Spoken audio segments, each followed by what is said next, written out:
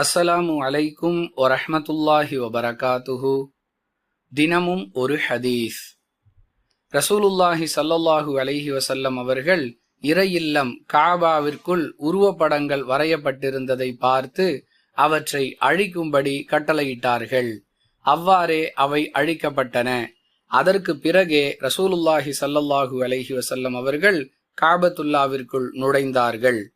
அறிவிப்பவர் இப்னு Abbas ரதியல்லாஹு அன்ஹு. நூல் புகாரி, ஹதீஸ் எண் 3352. அன்பிற்குரிய அல்லாஹுவின் நல்லடியார்களே, அல்லாஹுவை மட்டுமே வணங்குவதற்காக கட்டப்படக்கூடிய மஸ்ஜிதுகளுக்குள் எந்தவிதமான உருவப்படங்களும் உருவச் சிலைகளும் பொம்மைகளும் இருக்கக்கூடாது என்பது இந்த ஹதீஸ் நமக்கு சொல்லக்கூடிய பாடம். பல கோணங்களில் சர்வசாதாரணமாக பல வகையான உருவப்படங்கள் இன்று பள்ளிவாசல்களுக்குள் வந்துவிட்டன.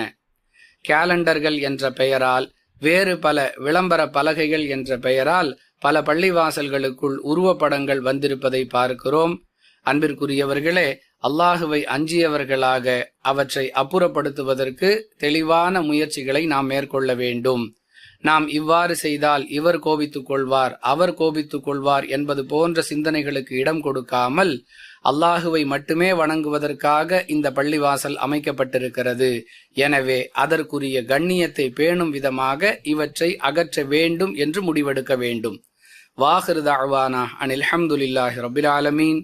அஸ்ஸலாமு அலைக்கும் வரஹ்மத்துல்லாஹி வபரகாத்துஹு.